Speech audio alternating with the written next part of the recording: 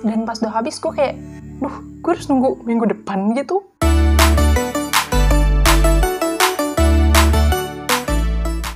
Hai, gue Denia.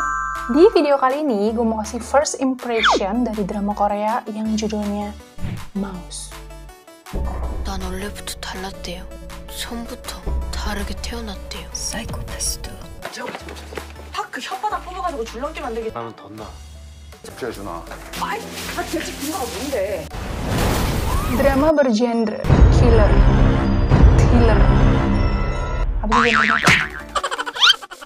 Pokoknya, drama tentang pembunuh psikopat ini adalah drama yang disutradarai oleh sutradara Choi Jun-bae yang sebelumnya sudah pernah menyutradarai drama-drama yang judulnya Come and Hug Me, The King's Daughter, Soo Baek-hyung, dan lain-lain. Jadi dia udah banyak, lumayan lah ya, ngesutradarain banyak drama. Dan penulis naskahnya itu Cheran, di mana dia itu sebelumnya sudah pernah menulis untuk naskah drama yang judulnya Black God's Gift 14 Days, Iljime, The Phantom of Death, dan lain sebagainya. Dan rata-rata genre yang ditulis sama penulis naskah Cheran ini genrenya misteri, thriller, kayak gitu-gitu lah ya, sejenis sama si drama Mouse ini. Drama Mouse ini tayang di channel TVN, dan kalau kalian mau nonton, kalian bisa nonton di Viu dan juga iQIYI. Tayangnya di setiap hari Rabu dan Kamis. 네. Seperti yang tadi udah gue bilang, drama ini adalah drama yang bercerita tentang psikopat killer, pembunuh psikopat, dimana settingnya itu diceritakan kalau psikopat itu bisa dilihat dari gennya. Jadi di episode awal ini diceritakan kalau ada orang yang memiliki gen psikopat gitu. Jadi apakah dia yang terlahir dengan gen psikopat sudah memang takdirnya untuk menjadi pembunuh? Dan dalam drama ini akan ada seorang polisi baik hati yang akan menyelidiki kasus tersebut ya. Polisi yang ternyata sepertinya juga memiliki gen psikopat tersebut. Pemeran-pemeran di dalam drama ini, main lead pemeran utamanya adalah Jung Barem, si polisi yang baik hati tadi. Dia baru jadi polisi dan sepertinya dia akan menyelidiki kasus ini. 그걸 몰랐다고? 근데 이게 매직박스 자체가 워낙 Dan dia ini diperankan oleh Lee Seung-gi, yang mana sebelumnya udah banyak main drama dan udah terkenal banget karena aktingnya tuh top banget gitu kan. Sebelumnya banget nih, dia main di drama Vagabond, A Korean Odyssey, dan juga You Are All Surrounded, dan masih banyak lagi. Kemudian, pemeran utama yang keduanya, yaitu Go Muchi. Keluarganya itu jadi korban dari pembunuh berantai yang psikopat juga, dan dia akhirnya menjadi seorang polisi. Go Muchi ini diperankan oleh Lee Hee-jun, yang mana Lee Hee-jun ini sebelumnya sudah pernah main di drama Mistress dan juga The Most Beautiful Goodbye dan lain sebagainya. Pemeran berikutnya, seorang gadis SMA yang bernama Oh Bong-yi. 오봉이. 그리고 이거 Gadis ini diperankan oleh Park Joo-hyun, yang mana Park Joo-hyun sebelumnya sudah pernah bermain di drama yang judulnya Zombie Detective Extracurricular dan juga A Piece of Your Mind. Tapi kalau si Park Joo-hyun ini kayaknya baru banget deh, nggak begitu banyak dramanya ya. Satu lagi yaitu adalah seorang PD, seorang produser acara TV yang menayangkan kasus-kasus kriminal gitu, yaitu Choi Hong-ju. 뭐? 연애하자고. 나 살인사건 현장에서 고백하는 여자는 너밖에 없을 거다. Choi Hong-ju ini diperankan oleh Kyung Soo-jin, yang mana sebelumnya Kyung Soo-jin sudah pernah main di drama Hush, Train, Joseon Survival, dan lain sebagainya. Ini juga banyak nih ya. Rating dari 2 episode pertama itu rata-rata di 4%. Jadi episode pertamanya 4,9% dan episode keduanya 4,04%. Dari yang gue tonton di episode pertama dan episode kedua, asli gue sih bilang ini seru banget. 2 episode pertamanya itu sangat intens banget sampai gak kerasa tahu-tahu udah habis. Dan pas udah habis gue kayak, duh, gue harus nunggu minggu depan gitu. Ini tuh bener-bener seru dan bikin penasaran gitu loh, 2 episode pertamanya. Jadi kalau kalian nonton di episode pertama itu, kalian gak akan ngeliat iseng-iseng sama sekali, karena di sini ceritanya itu latar belakangnya dulu nih.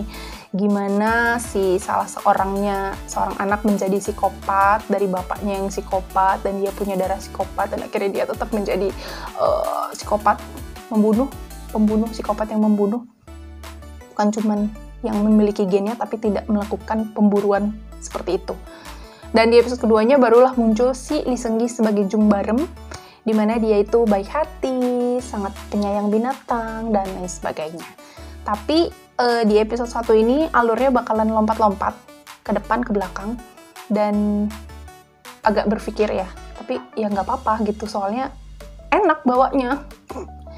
Dan selain itu, pembawaannya itu dia tuh nggak langsung ngasih tahu yang mana yang jadi psikopatnya, yang mana membunuhnya, yang mana yang bukan, yang gimana ya. Jadi lo tuh bertanya-tanya apakah si Lee Seung-gi ini psikopatnya yang sebenarnya, yang membunuh atau bukan.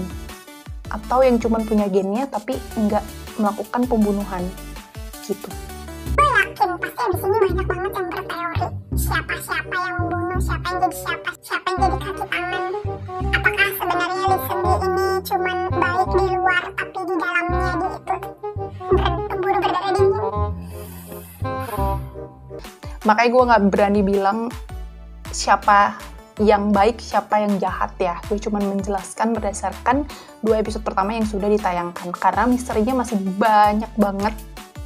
Ya lagi baru 2 episode.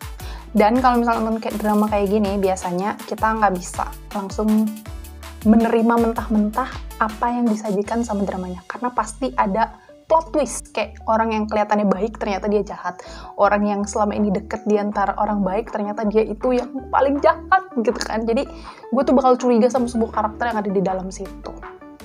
Dan yang gue suka juga nih, kan episode 1 itu menceritakan masa kecilnya si psikopat ini kan, si anaknya pembunuh berantai yang sebelumnya kan. Nah, dia tuh waktu TK-nya diperanin sama si Seo-jin. Dia tuh kan gemes lucu gitu ya, tapi gile, bocah segede gitu aktingnya udah keren banget. Dapet gitu loh feel-nya yang dia tersenyum lebar, tersenyum menyeringai ketika melihat ular dan tikus bertarung gitu kan. Wow. Dan gedenya dan di usia belasannya ini gue nggak sempet nyari siapa yang meraninnya. Tapi anak ini udah banyak banget main di drama. Gue udah sering banget liat mukanya. Nanti deh coba gue cantumin ya dia itu siapa.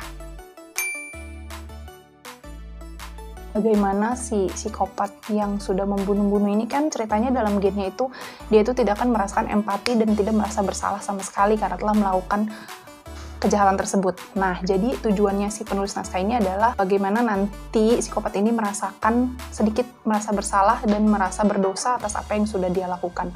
Tujuannya ke sana itu. Makanya mungkin di awalnya pembukaannya itu anaknya itu kayak bertemu sama Tuhan gitu kan, terus bertanya, Kenapa aku menjadi monster seperti ini? Terus juga pembunuh berantai ini selalu ngarahin ke tanah salib gitu kan. Jadi kayak dia punya dendam sendiri pada Tuhan mungkin. I don't know. Kita lihat aja nanti lanjutannya ceritanya kayak gimana. Yang jelas gue sih mungkin akan ngumpulin dulu kali ya berapa episode supaya nanti gue nggak penasaran. Kayak gini tuh sakit banget gitu loh. Tapi nggak tahu juga. Siapa tahu nanti malah gue tonton ya kan episode-nya langsung. Bukannya gue kumpulin. Jadi kalau kalian ongoing, ya nggak apa-apa nonton aja. Tapi kalau kalian lebih suka maraton, baiknya mendingan maraton. Karena bener-bener bikin penasaran. Asli. Sekian first impression dari gue. Kalau kalian suka sama video ini, jangan lupa langsung like. Dan kalau kalian mau lihat video gue yang berikutnya, langsung aja di subscribe. Dan jangan lupa nyalain tombol notifikasinya. Jangan lupa jaga kesehatan. Dadah, God bless you. Kurang gitu. Dan lagi gue nontonnya pas udah 2 episode kan. Jadi sekali 2 episode tuh gue tontonnya. Setelah sekali nonton episode pertama dan episode kedua, gue langsung nonton barengan. Jadi itu gak berasa.